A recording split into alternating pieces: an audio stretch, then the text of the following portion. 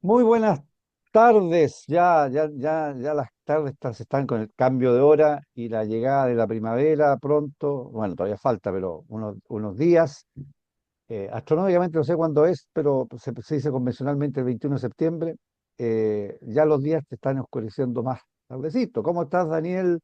Buenas tardes aquí. Vamos, somos chilenos, la Radio Portales de Valparaíso. Hoy día vamos a estar los dos acá, así que bueno, vamos a hablar más los dos, pues. Así que un gusto que estemos aquí Eh, hoy día en eh, el programa de la Radio Portales. Vamos, somos chilenos. Muy buenos días, Carlos, y muy buenos días a todos Tardes. nuestros, perdón, muy buenas tardes, y a todos nuestros auditores que nos van escuchando, digamos, en la radio, digamos, van en la micro, en el taxi, etcétera, camino a su casa. Estoy contento esta semana, Carlos. Estoy contento y te voy a decir por qué estoy contento. ¿Por ¿Por qué qué estoy estás contento contento? terminando esta semana? Mira, yo en varios programas anteriores he comentado que en el transporte público, las micros, los choferes no le dan el boleto, no le dan boleto a los adultos mayores ni tampoco a los estudiantes, sino pase nomás y los 300 pesitos van directo al bolsillo del chofer. Uno le dice al chofer y el boleto, no corresponde boleto, no tengo boleto. Y más encima algunos se enojan. Pero esta semana, en dos oportunidades, en mi viaje a Valparaíso, me ha tocado el mismo chofer.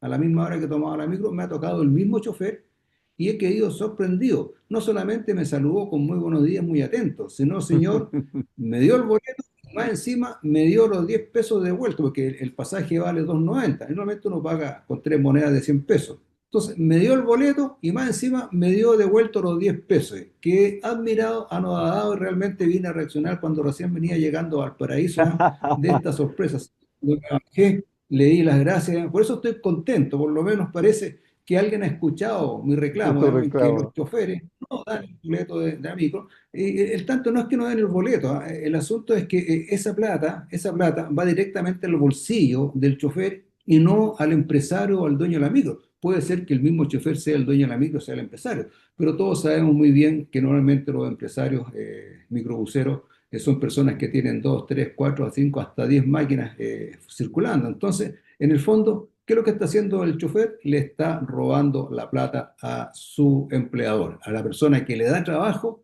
le está robando, lo que está obviamente muy mal. Por eso es que este país en muchas áreas no funciona y estamos con una economía bastante decaída. Bueno, pero cambiando el tema, ¿no es cierto? Han pasado tantas cosas que las vamos a conversar durante el programa, cosas interesantes que usted, señor auditor, se va a ver informado por personas comunes y corrientes, personas que no tienen ningún interés en presentarse a algún cargo, ser candidato para algo, para nada, sino personas normales, tal como usted, señor, señora, que va sentadita en la micro o está en su casa escuchando este entretenido programa que viernes a viernes a las 19 horas estamos aquí en Radio Portales en el programa Vamos Chilenos. Adelante, Carlos. Así es, pues bueno, tú te quejabas con mucha razón, no solamente que no te daban el boleto físico, sino literal. Ahora te dieron boleto físico, literal y vuelto. Bueno, vamos a ver que en otro día vamos a comentar de esto también de las micro eléctricas, cómo si va, me imagino que tiene un impacto. Pero bueno, vamos a entrar al programa hoy día que como siempre tenemos muchas cosas, ni Francisco ni Catalina nos puede acompañar hoy día. Y como dije, hace, ¿no es cierto?, pocos días, hoy día estamos a 12, el día de ayer, no pocos días, el día de ayer, de alguna manera se conmemora una fecha histórica. Yo creo, han pasado 52 años, del 11 de septiembre de 1973, y yo creo que ya es justo mirarlo con retrospectiva histórica. La historia se mira justamente por lo menos con el paso 50 años, así que yo creo que ya analizar con ecuanimidad y con objetividad los hechos y la situación que pasó el 11 de septiembre de 1973, pensando que hoy día quizás la mayor parte de la gente que vive en Chile o no lo vivió o era muy chico cuando pasó, no tiene conciencia. Entonces, un poco que nosotros somos más antiguos, por así decirlo, eh, yo creo que es importante, con desapasionamiento, con un juicio histórico, entendiendo que la historia también a veces es relativa y no hay dogmas de fe, pero aportar un poco a esto, porque yo tenía un profesor, Daniel, que en el colegio decía muy sabiamente, profesor de historia, de que lo importante era el futuro, ¿ya? Lo que uno va hacia adelante, pero que la historia era muy relevante porque era como ir manejando, no sé, todo uno hacia el futuro, pero la historia era el espejo retrovisor, hoy día diríamos la camarita que tiene el auto cuando va retrocediendo y que te permite justamente poder manejar y que no el pasado no te arrastre, no te choque y de todas maneras no, tratar de no cometer los errores del pasado y que tú no prenda el pasado.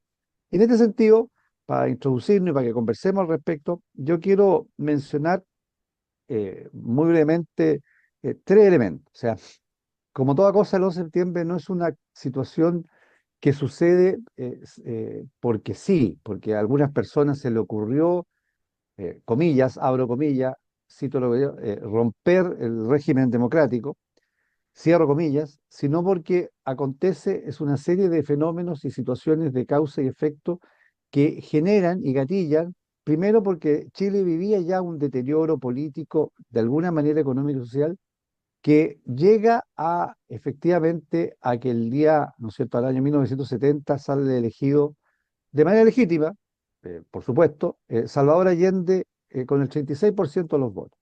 Y para introducir es importante mencionar de que la constitución de la época de la llamada Constitución 25 establecía que si ningún candidato sacaba mayoría absoluta, 50 más uno, o sea, se pensaba que para ser presidente había que inmediatamente sacar 50 más uno, era el Congreso Pleno que elegía de las dos primeras mayorías.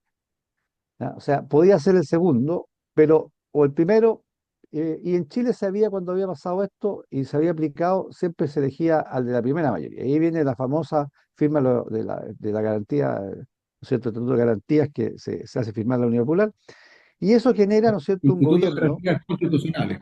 exacto, como para garantizar de que justamente ante el temor de que era un gobierno de carácter socialista, marxista, que se iba a respetar la Constitución, las leyes y la democracia.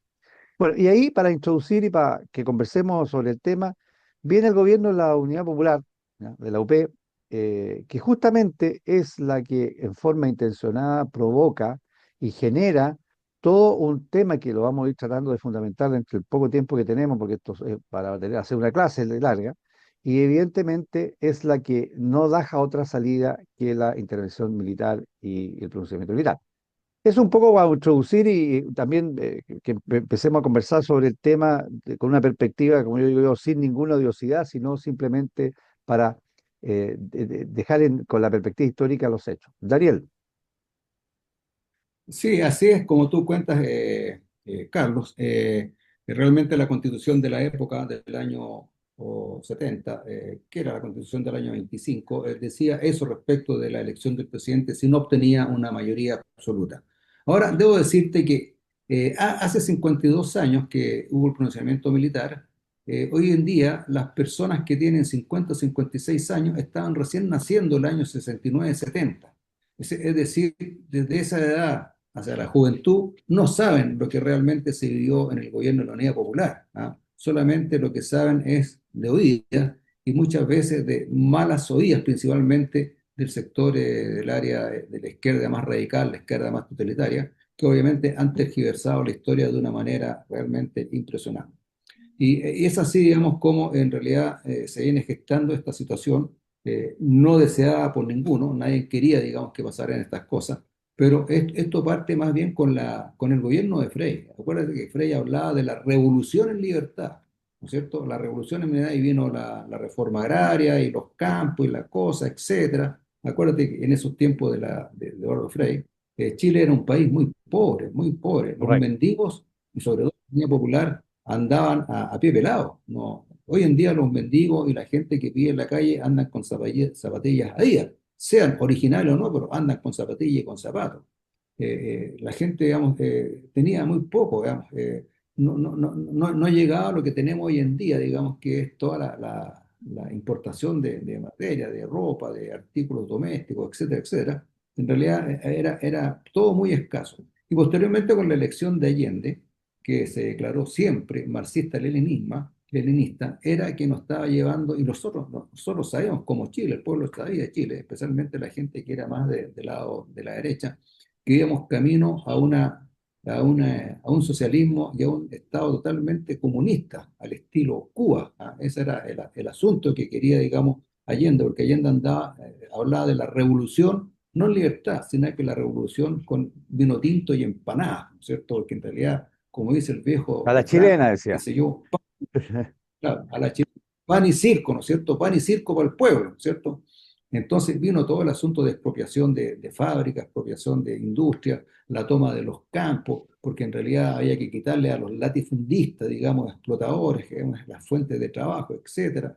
Y el país empezó obviamente a decaer, a decaer y finalmente la inflación llegó el año 73 a un 630%.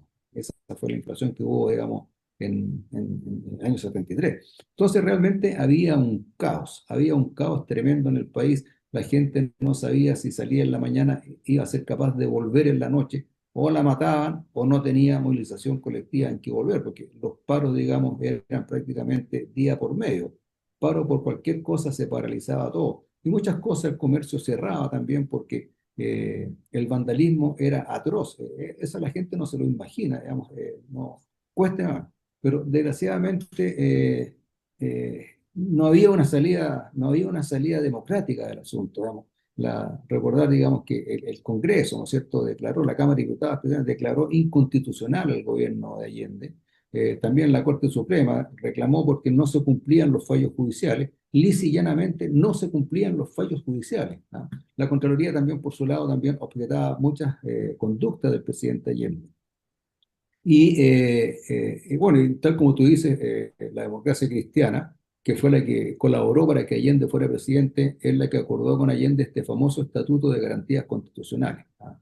Donde se le veía que respetar la libertad de información, la libertad de prensa, la libertad de educación, etcétera, etcétera. Eran 5 cosas que se le veían. Pero cuando Allende asumió el poder y se hizo presidente, lo primero que hizo fue desconocer este Estatuto de Garantías Constitucionales, y lo que dijo fue: toda forma de lucha es lícita para llegar al poder. O sea, en realidad le mintió a la democracia cristiana principalmente, porque la democracia cristiana era un país muy fuerte, era un partido muy fuerte, ¿ah? Tenía una amplia mayoría en el Congreso pleno. Entonces, indudablemente que era muy difícil de que los que no querían tener un gobierno marxista pudieran oponerse a esta situación. Y desgraciadamente Allende fue electo, y con las consecuencias que teníamos. Y ahí yo me acuerdo de que yo tenía 18 años, 19 años. Yo me acuerdo cómo la gente pedía que las Fuerzas Armadas tomaran el control. Siempre habían las Fuerzas Armadas, ya esto fue en el segundo año, tercer año, cuando la debacle en el país era tremenda. Recuerden que vino el señor Fidel Castro al país, invitado por Allende, a pasar revista, digamos, a ver cómo estaba funcionando esta revolución aquí en Chile, que era una revolución que trataba de hacerse al estilo cubano. Y venía por 10 días, y si no me equivoco, se quedó como 30. Se paseó por Más Chile, de un mes, hizo más de un mes se quedó. se paseó por Chile, etcétera. Y Allende, digamos, ahí como lacayo, detrásito de él, cumpliendo todos los deseos de Fidel Castro. Entonces, la situación era terrible, era realmente desastrosa. Yo lo veía en las colas, ¿no es cierto? Había que ponerse en una cola porque algo estaban vendiendo, ¿ah? Cualquier cosa que uno pudiera necesitar: pasta de dientes, jabón, detergente, arroz, fideo, todas estas cosas de primera necesidad, aceite, ¿ah? El aceite se vendía, digamos, al peso. O sea, uno llegaba con una botellita y le vendían un cuarto de aceite. Eran estos tambores de 200 litros con una bomba bien antigua, donde a uno le vendían medio litro, porque en realidad uno quería comprar un litro, no podía comprar un litro, ¿ah? Medio litro. Y más encima le vendían, qué sé yo, 1 kilo de clavos oxidados, clavos de construcción. Pero si no quiero los clavos, es que si no me compro los clavos no le vendo el aceite. Claro que ese comerciante lo que quería era deshacerte de productos cachos que tenían en Claro. su cuestión. Entonces Ah, era algo terrible. ahora, Sí, yo me acuerdo en el colegio, y con esto termino y podemos hablar mucho más. En el colegio los cuadernos eran de un papel roneo, eran cuadernos de 40 hojas corcheteados en el centro, que ya no existe, ya, los cuadernos con espiral. Era un papel roneo medio verdoso, ¿sabes? Que en realidad cuando uno cargaba mucho el lápiz, el papel se rompía. Entonces, era realmente bueno, y estábamos acostumbrados a eso, no estábamos acostumbrados a eso. Y para terminar, bueno, claro. después podemos ir hablando respecto la intervención de las Fuerzas Armadas, y para que darte la palabra y tú puedas, digamos, Sí, aportar no, algo más. sí, muy breve, porque como dijimos en la introducción, podríamos estar hablando todo el programa y 2 y 3 programas, digamos, porque el tema es. Yo creo que aquí lo importante es que los auditores, sobre todo los más jóvenes, como dices tú, porque uno, en este contexto, porque uno puede tener distintas opiniones, incluso sobre los juicios históricos. Uno lee autores que piensan distinto sobre distintos fenómenos y procesos, y evidentemente que eso es legítimo. Pero aquí hay un hecho bien concreto, o sea, hay que entender de que la elección de Allende se da efectivamente, como hemos conversado, dentro de un espacio de contexto de deterioro que sí existían, pobreza, injusticias sociales muchas veces, que es lo que se aprovecha efectivamente el marxismo, el neomarxismo, que exacerba estas cosas que pueden existir y da evidentemente las soluciones que no son las adecuadas. En ese contexto sale Allende, sin tener mayoría absoluta, no existía el balotaje o segunda vuelta, y yo siempre he dicho, yo en esto he tenido una postura siempre muy, a lo mejor, contraria a la mayoría de lo que piensa. Yo entiendo la democracia cristiana en ese momento. Por eso no entiendo lo que hizo ahora, de pactar con el Partido Comunista, ¿ya? Yo entiendo porque era la costumbre que política, que se respetaba, comillas. Tan así que Era cuando una se le tradición una republicana. tradición republicana, que incluso dijeron, hagamos este estatuto de buena fe para asegurarnos que el señor Allende va a cumplir con esta cosa. Y agreguémosle que incluso cuando se le propuso a don Jorge Alessandri, que había sido segundo, que el Parlamento, que con los votos de la democracia cristiana lo eligieran al presidente, y él renunciaba, y renunciar podía entrar de nuevo, había que hacer una nueva elección, y en esa se podía postular Eduardo Frei Montalva, él se negó a esto porque encontró que era una chacota y que él no se prestaba para este tipo de cuestiones. Bueno, esos hechos se dan en ese contexto, pero hay que entender otro fenómeno más, Daniel, que es importante, es decir, lo que la gente tiene que medirlo. Vivíamos en un mundo polarizado en la cual la Unión Soviética, efectivamente, además por razones geopolíticas, quería tener, fuera del tema ideológico y político de carácter doctrinario marxista, por supuesto que tener una base, por ejemplo, en Puerto en Valparaíso, una base soviética, po. Obvio que le interesaba. Entonces, además del tema doctrinario, político, ideológico, había un tema geopolítico de que parte de la Unión Soviética y de Cuba de poder tener aquí Así en es. Chile un. Entonces, esos fenómenos hacen que el tema fue mucho más complejo y más grave.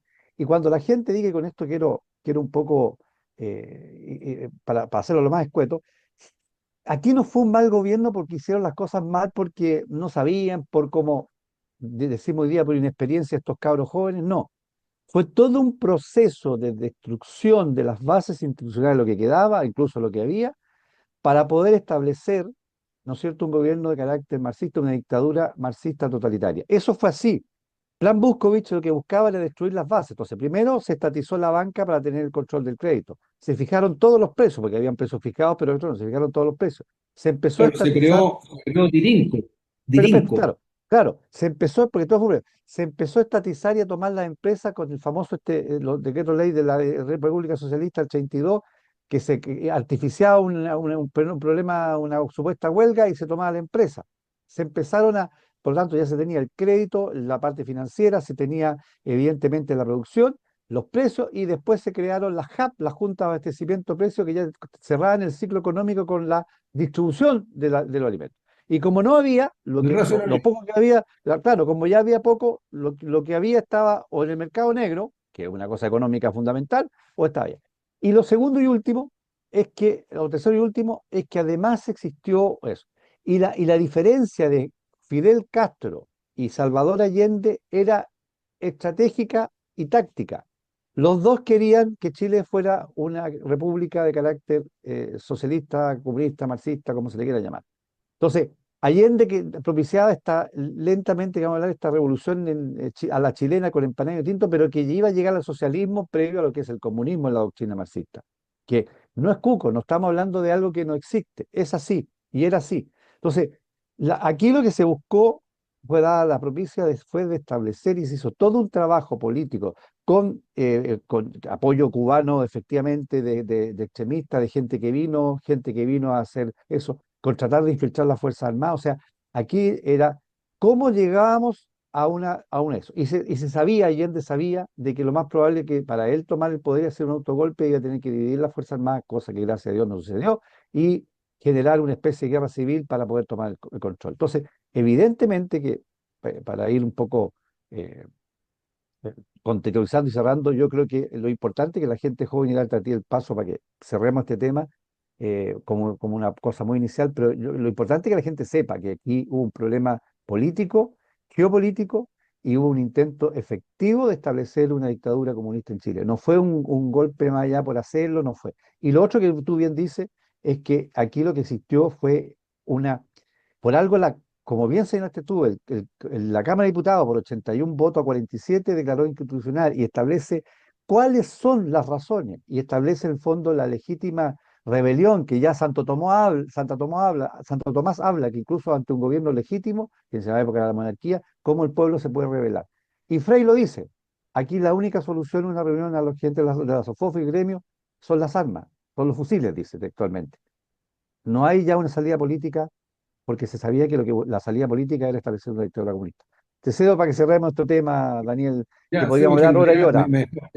me dejaste como un minuto nomás, pero vamos a tratar de ser sintéticos. Bueno, pues, tomamos un poquito más del segundo bloque. Sí, no hay, Lo que no hay problema. decir que eres mucha razón en el sentido de que la Unión Soviética, en esta lucha, digamos, la Guerra Fría que se llama, el enfrentamiento entre Occidente y Oriente, Rusia, la Unión Soviética, lo que quería era tener una posición, digamos, aquí en América Latina.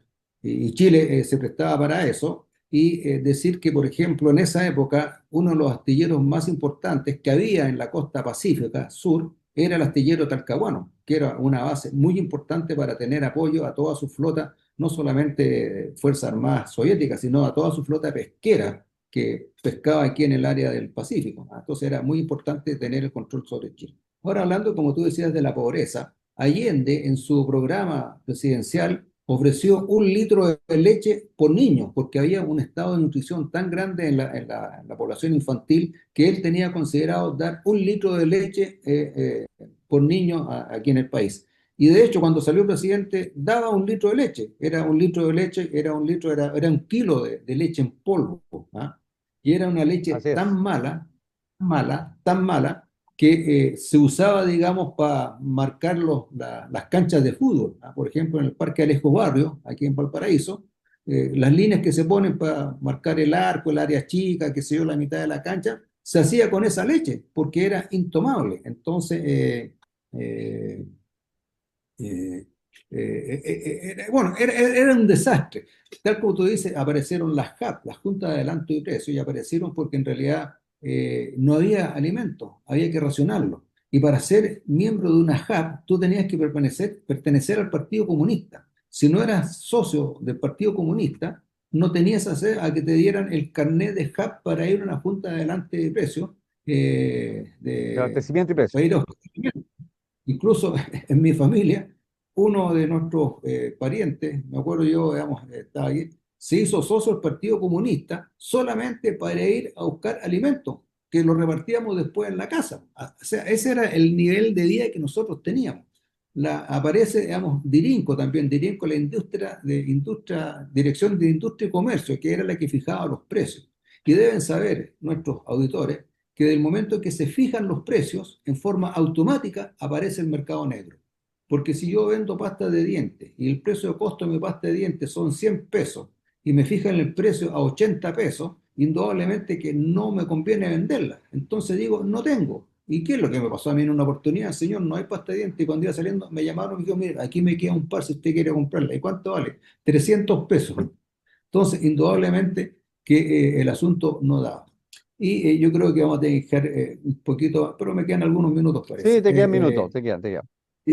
Y las Fuerzas Armadas, volviendo al asunto de las Fuerzas Armadas siempre se mantuvieron al margen, nunca se metieron en nada, nunca opinaron nada, a pesar que la ciudadanía clamaba de que las fuerzas, sobre todo en el año 73, clamaba que las Fuerzas Armadas, digamos, tomaran el control. Y era tanto el desorden que había en el país que incluso ya Allende en los meses, no me acuerdo, mediados del 73, empezó a nombrar ministros militares, ¿ah? El ministro del Interior, que era el ministro de Telecomunicaciones, etcétera, los cuales a las pocas semanas renunciaban, porque el descalabro era tan grande, pero tan grande, que en realidad no había nada que hacer, desórdenes por todos lados, destrucción, asesinatos, cuanta cuestión, etcétera. Y incluso llamamos aquí al Coracero, que estaba el regimiento Coracero aquí en Viña, y el Maipo, que estaba allá en Valparaíso, la gente le iba a tirar trigo y maíz por gallina porque no hacían nada. ¿Hasta cuándo vamos a aceptar? Ustedes tienen el deber de defender a la población, de defendernos de esta cuestión, etcétera, etcétera, etcétera.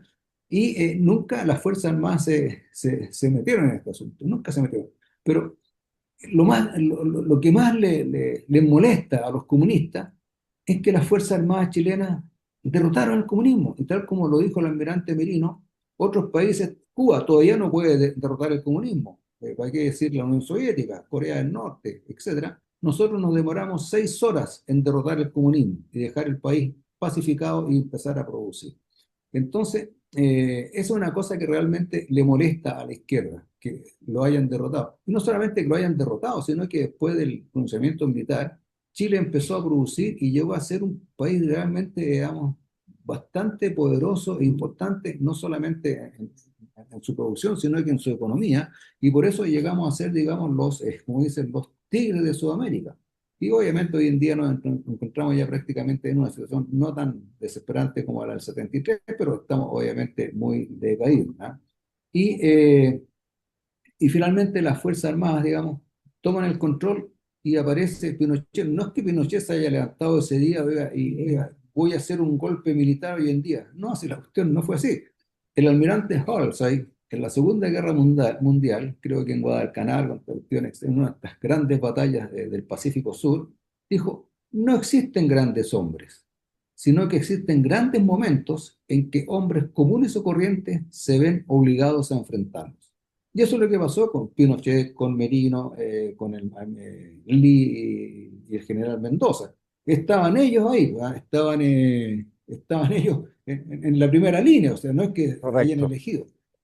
Y lo podemos seguir Oye, comentando ya en el siguiente, vamos, porque vamos a una pausa musical y igual nos vamos a cerrar el tema, a dar unos minutos en la segunda parte del programa.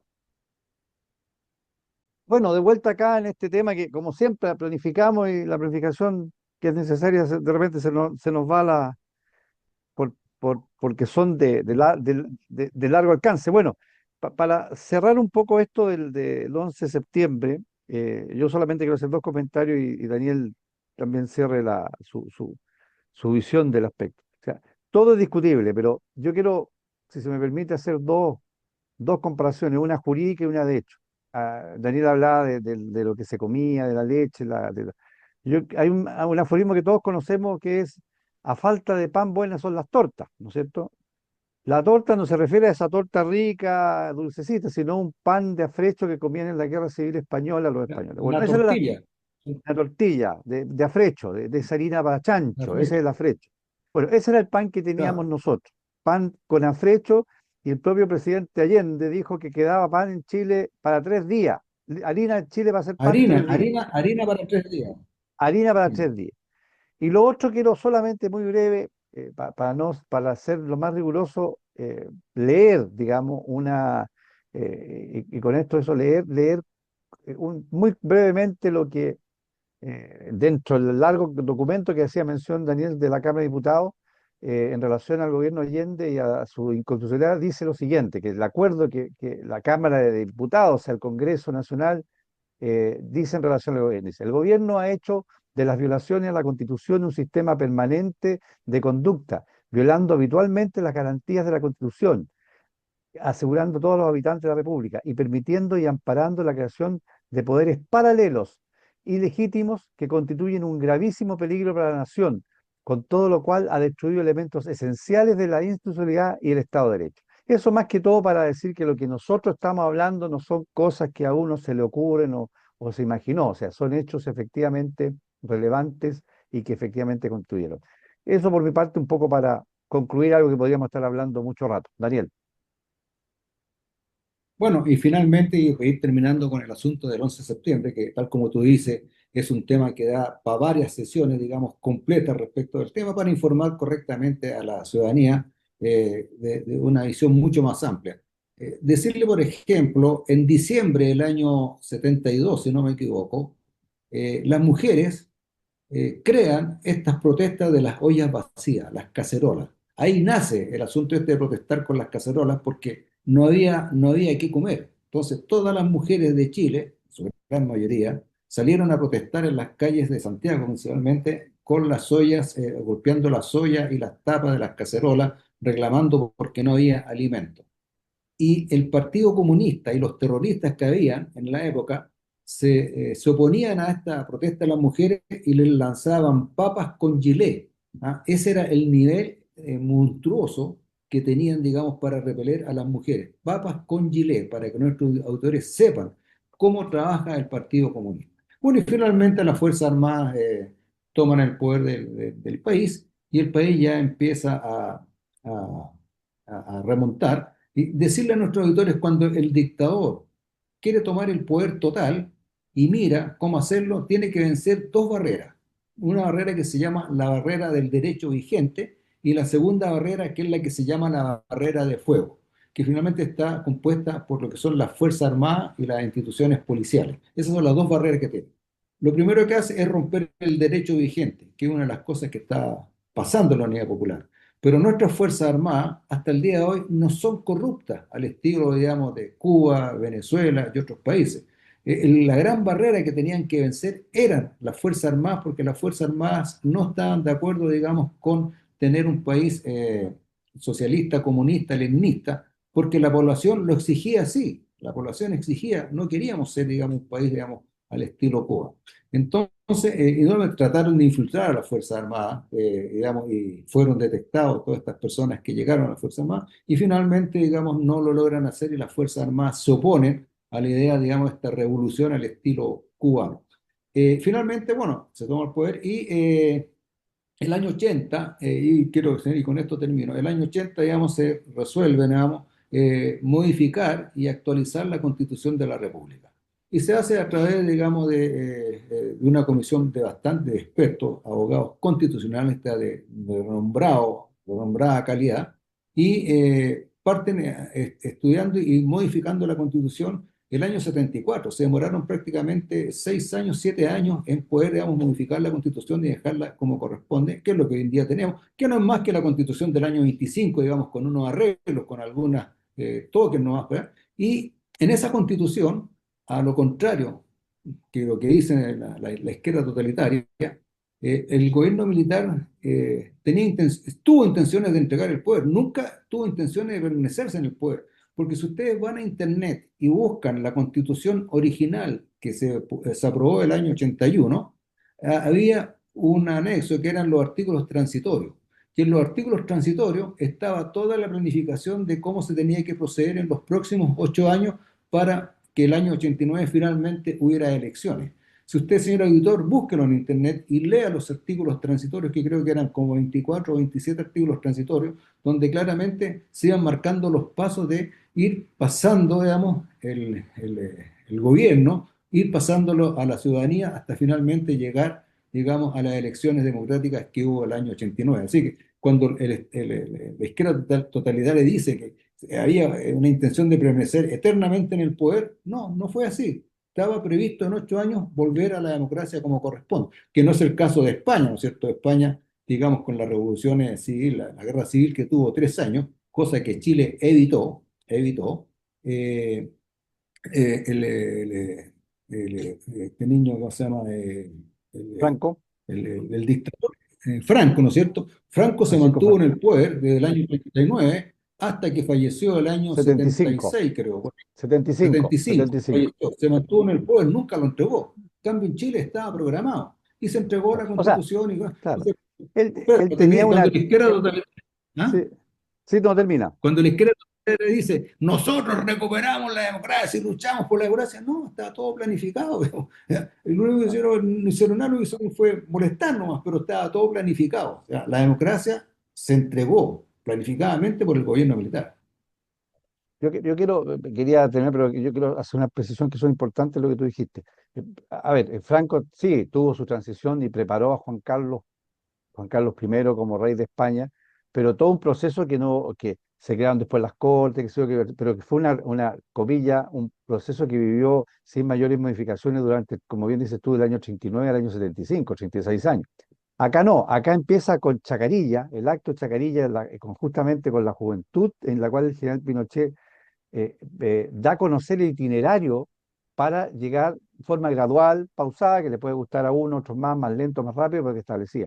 Y eso se hace con nación, como tú bien dices, el año 80 con la aprobación en un plebiscito, porque se ratificó a través de un plebiscito la aprobación de la Constitución. O sea, no solamente fueron estos especialistas, estos juristas que redactaron, sino que fue sometida a un plebiscito en la cual si no mal no recuerdo, 67% de los votos se aprobó la Constitución, que entró en vigencia ya en marzo del año 81, totalmente, con algún, como bien señalas tú, con algún articulado transitorio hasta el año 89, que en todos los aspectos ya entraba en vigencia el año 89.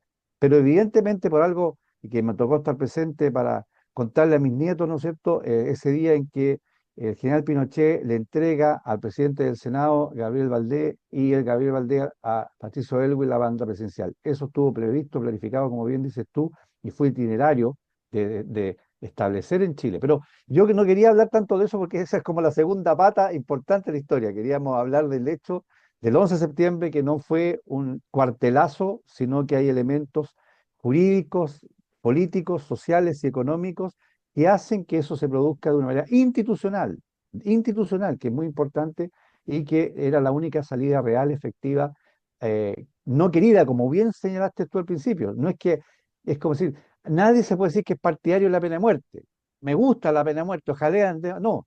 Los que somos partidarios de aplicar la pena de muerte es porque encontramos que en algunos casos debe aplicarse, pero no es que nos guste ir matando gente. Entonces, aquí es lo mismo. O sea, como dijo una vez el general Pinochet, él evitó dos guerras, que la gente no sabe, con Perú el 75 y con Argentina el 78, porque él decía muy bien, no hay como un soldado lo que sabe que tú te tocó en lo personal ser parte de esto en cierto modo, lo que es la guerra. Entonces, él hizo todo lo posible porque él decía, estamos preparados, si hay que un enfrentamiento vamos a ir, estamos preparados lo mejor posible, pero no queremos la guerra porque sabemos nosotros lo que significa una guerra.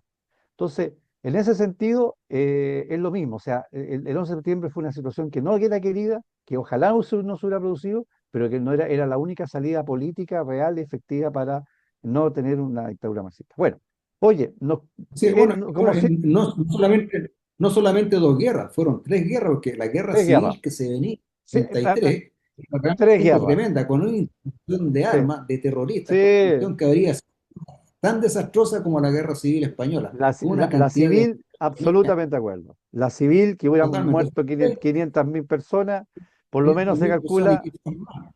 quizás más, Eh, y que hubiera sido desastrosa, la con Perú del 75 y sin ceder, o sea, se evitó guerra en forma inteligente, en forma de eso. Bueno, oye, mira, nos No, queda, avancemos, y para terminar con esto, y lo más importante es que la población nunca se enteró de que estábamos en guerra con Perú y tampoco se enteró que estábamos en guerra con Argentina, porque el gobierno militar fue muy hábil de mantener todo sí, muy bajo perfil, de tal manera de que la población no se alterara.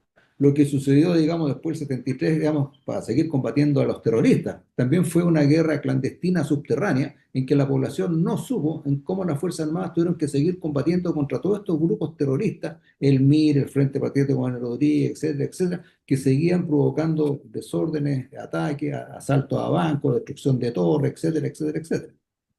correcto. Oye, mira, Bueno, vamos a tratar de hacer breve lo que nos queda poco tiempo, a lo mejor no vamos a tratar todos los temas, pero yo que me quiero, voy a cortar, voy a aplicar tijera, para que igual dejemos un ratito para algunas cosas que creo que son importantes en los últimos 15 minutos, consignar o 10 minutos. Yo quiero mencionar, yo sé que también tienes un par de temas que quieres hablar, mencionar muy brevemente que la Comisión del Senado, por 3 votos contra 2, aprobó la llamada Ley de Muerte Asistida o eutanasia. Eufemismo que, usando eufemismo, una palabra de origen griega, el tema etimológico, un buen decir, eufemis, ¿no es cierto? Un buen decir de la eutanatos, de la buena muerte, ¿no es cierto? La eutanasia, que lo que busca supuestamente que una persona cumpliendo requisitos, con certificación médica de una enfermedad grave, terminal, qué sé yo, y que la persona con sus facultades plenas, ¿no es cierto?, determina que se le puede causar la muerte. Esto fue aprobado. No es ley, porque todavía tiene que estar ser aprobado a seguir repartida por el Senado, por la sala y seguir todo un por la trámite cámara. correcto. Y que espero que no sea ley, porque de mi perspectiva, yo creo que efectivamente, eh, entendiendo, y como dijeron incluso los senadores, que fue el senador Gaona y el senador Chaguán, que votaron en contra de la comisión, que lo que se busca es, hoy día existe, es generar cuidados paliativos adecuados, pero no se puede quitar la vida, porque la vida comienza desde la concepción hasta la muerte natural. Entonces, yo creo que lo quiero mencionar así, porque creo que es un pésimo, está en la comillas, agenda valórica del gobierno, que poco de valórico tiene, y creo que efectivamente sería muy dañino para este país en lo valórico, otra cosa más el que se apruebe esta ley llegue a aprobarse, que ojalá no lo sé, y por eso lo menciono ahora, antes que sea ley. Eh, Mira, sí, yo estuve viendo ahí este asunto de la Comisión de Salud en el Senado, en que fueron 3 votos contra 2. No tengo claro, me imagino que los 2 votos deben haber sido de gente del lado derecho, los 3 votos Sí, deben haber exacto. sido de la gente Sergio izquierda, Gaona de la UDI y Chaguán de RN. Y por el otro lado, un de RN. socialista, claro, un socialista, Juan Castro, un independiente y un demócrata cristiano. Claro, entonces, indudablemente que la izquierda siempre está contra la ética y contra la moral y buscando destruir, digamos, la sociedad. Yo también estoy de acuerdo contigo en que en realidad uno debe respetar el derecho a la vida, ¿no? Habrá gente que querrá morir o uno pensará que este hombre ya está sufriendo mucho, así que a hacerlo morir. Pero hoy en día existen, digamos, gracias al avance farmacéutico, existen muchos medicamentos que permiten de que la persona pueda seguir soportando este asunto en mejor forma y sin dolor. Quitarle la vida, yo no estoy de acuerdo. Nuestra Constitución, digamos, protege el derecho a la vida, principalmente de la vida que está por nacer. Y también nuestro Código Civil dice que la vida comienza, ¿no es cierto?, con el nacimiento y termina con la muerte natural. Entonces, está muy regulado en nuestro ordenamiento jurídico el asunto de la vida. Así que yo no comparto mucho y ojalá no se apruebe en el Congreso esta ley nefasta que mata a las personas. Y tanto que la izquierda dice, digamos, que se mata a la gente y se mata a la gente inocente, etcétera. Bueno, aquí tenemos una manifestación de cómo ellos se contradicen, digamos, ¿cierto? Yo no estoy de acuerdo, no estoy de acuerdo y ojalá que el Congreso no apruebe esta nefasta ley, que está en Oye, proceso, falta mucho sí, todavía. está en proceso todavía, sí. Bueno, podríamos hablar mucho de esto. Tú tenías un par de temas también que para que conversáramos al respecto de la Sí, actualidad política. claro, una de las cosas que me asombra y veo yo como la incongruencia, la incoherencia del Partido Comunista o la izquierda totalitaria, digamos que resulta que porque ayer veía un programa que es uno de los programas más vistos que hay en la televisión, me imagino, que va de 8 a 10 de la noche, donde hay 8 panelistas, 4 por un lado y 4 por el otro, y había un señor que ha ido varias veces, ¿ah? Y es un señor que tiene un odio tremendo contra las Fuerzas Armadas y Carabineros. Lo único que hace es vomitar por la herida ese odio que realmente descompensa el programa. ¿Ah? Este señor, creo que es Luis Mariano Rendón, es un odio permanente contra las Fuerzas Armadas. Pero no obstante, aquí en Valparaíso tuvimos una manifestación en la plaza que está ahí frente al Cine Metro, donde está el Parque de Cultura, creo, de Valparaíso, una manifestación a este señor que es un terrorista y que el que asesinó, digamos, a Jaime Guzmán, Hernández Norambuena, ¿no es cierto?, que fue extraditado de Brasil para que cumpliera su pena. Este fue el hombre que se arrancó el año 96, creo, de la cárcel de Santiago a través de un helicóptero, Correcto. ¿no es cierto? Un terrorista que Boric lo fue a visitar en Francia.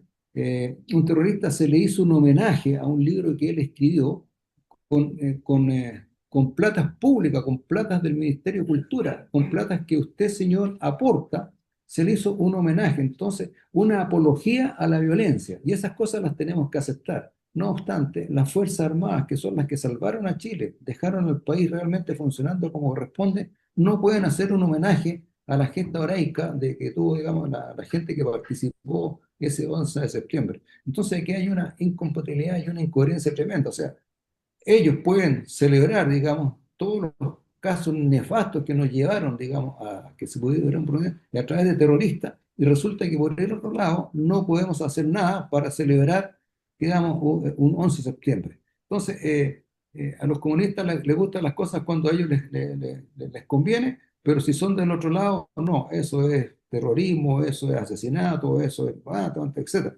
Cuando el comunismo, señores auditores que nos están escuchando, ha matado más de 150 millones de personas en el mundo. O sea, es cuestión, Cuba, ¿para qué decir? Venezuela, lo que está pasando hoy en día.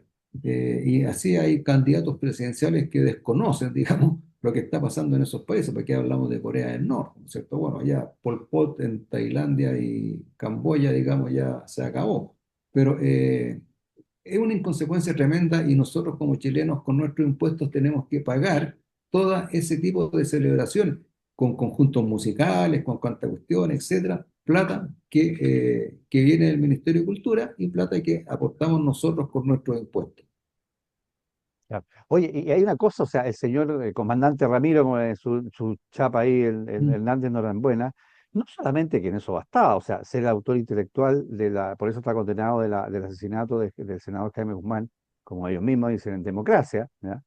El único senador asesinado, porque nosotros no hemos sido ni colombianos eso en Chile, por eso, él participó en el secuestro de Christian Edward, fue condenado en Brasil por secuestros absolutamente delictuales, sin ninguna connotación eh, política, y resulta que a ese delincuente, que además de como agravante terrorista, se le hace con plata pública. Bueno, por algo también se mencionó, eh, la bancada de la U dijo de que, no, que se iba a revisar y que no se iba a aprobar presupuesto a un ministerio que está, entre otras cosas, financiando esto.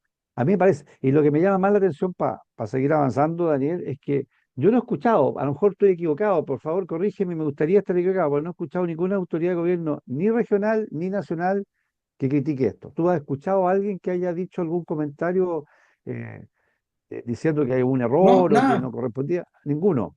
Es lo No, más... nada, nada, todos calladitos, claro, porque si se hubiese rendido un homenaje al almirante Merino, ¿no es cierto? Habría pero no, estallado el país de nuevo. pero- Habrían habido claro, revueltas, vandalismo, cuanta cuestión, etcétera, etcétera, etcétera. Cuando el almirante Merino es una persona realmente brillante, fue una persona, bueno, fue porque ya claro, ha está una muerto, persona claro. muy culta. Es la que guió, digamos, toda la parte legislativa durante el gobierno militar. ¿Sí? Él fue el que creó, digamos, a través de sus comisiones, crearon muchas leyes, hasta el día de hoy, por ejemplo. La ley, el decreto 3500 que crea la AFP, hasta el día de hoy está vigente. Y muchos decretos, leyes más que están hasta el día vigentes y son muy buenos. Entonces, no he Y escuchado como dice nada. bien, y no es comparable, o sea, la figura de él, más allá que puede ser polémica en algunas cosas, a un delincuente, terrorista, que más encima eso. Es el mundo al revés. Oye, hay otro El tema, mundo, a ver otro tema para que nos alcance, digamos, los minutos, que es importante también en este sentido, o sea, puede ¿cómo se llama? Que no sea tan relevante, pero quiero mencionar así que sigue adelante, porque siempre que la industria funcione. O sea, el Tricel no acogió la presentación que hizo el gobernador Orrego en la región metropolitana y se supone que va a seguir avanzando. Él está imputado en dos causas, si no me equivoco, en materia por corrupción, por estos financiamientos a campañas políticas, a su reelección, a estas fundaciones que sin tener ninguna razón para entregar trato directo por miles y millones de pesos, digamos, a cosas así. Pero obviamente una presentación que hicieron los consejeros regionales de la UDI, los republicanos y una RN, para además poder, ¿cómo se llama?, eh, destituirlo por notable abandono de deberes, ¿no es cierto? Y eso sigue adelante. Oye, nos quedan 5 minutos. ¿De qué quieres hablar sí, tú en estos mira, 5 minutos? muy fácil, pues esta es la declaración que hizo el ministro de Seguridad Pública, ¿no es cierto?, de que este gobierno iba a entregar un país normalizado. ¿Ah? Entonces, yo digo, ¿hasta qué punto llega normalizado? Ahora puede tener varias excepciones. Normalizado en el sentido de que ya la delincuencia está ya asumida, digamos, y esta es la condición que tenemos que vivir diariamente, en que maten cientos o decenas de personas diariamente, se hagan ciertas cantidades de encerrones al día, portonazos, turbazos, digamos, parece que esa es la normalidad que ellos quieren entregar. Entonces, usted, señor autor que nos está escuchando, en realidad normalizado, yo me parece que es una desfachatez tremenda de que se entregue un país normalizado con la delincuencia que tenemos, el nivel de delincuencia que tenemos.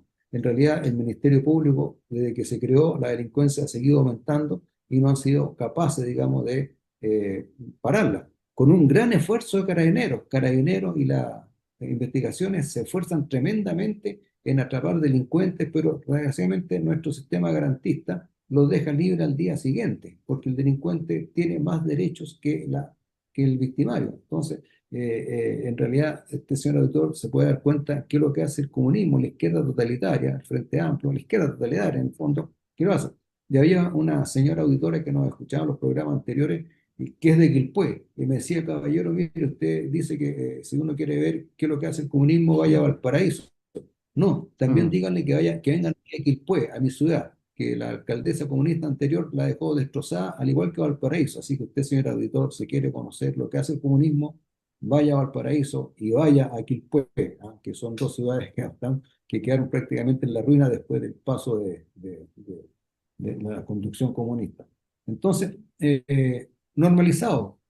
Señor auditor, normalizado. Usted está ya acostumbrado a que tenga que salir con miedo, está acostumbrado a que lo puedan asaltar en la calle, en la micro, está acostumbrado ya a que cuando empieza a oscurecer tiene que entrar a su casa porque ya salir se transforma en un riesgo más o menos importante.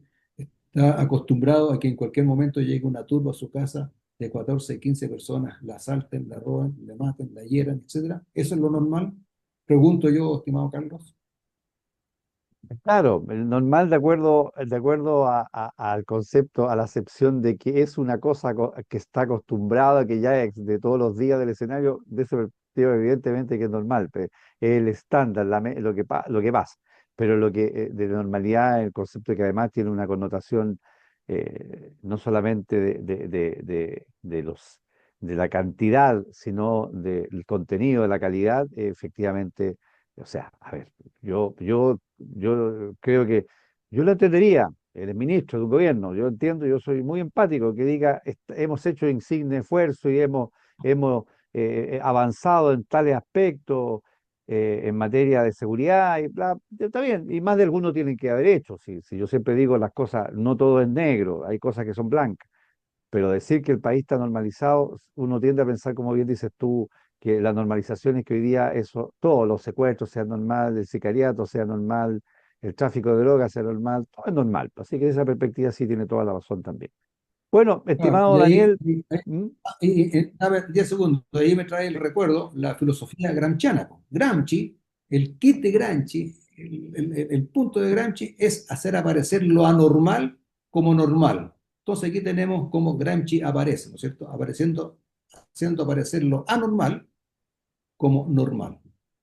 Pero lo que sabe que la gente tiene, o sea, la gente tiene sus errores, pero todos cometemos errores, pero la gente tiene un sentido común que para estas cosas primas sí que la gente sabe lo que se dice y lo vive. Así que, oye, bueno, estamos llegando a este programa que se nos pasó como siempre, a nosotros por lo menos muy rápido, no sé si a los auditores, así que Dios Yo creo que también, mediante, estamos, estuvo entretenido. sí, Sí, Dios yo creo que mediante, también se les pasó rápido.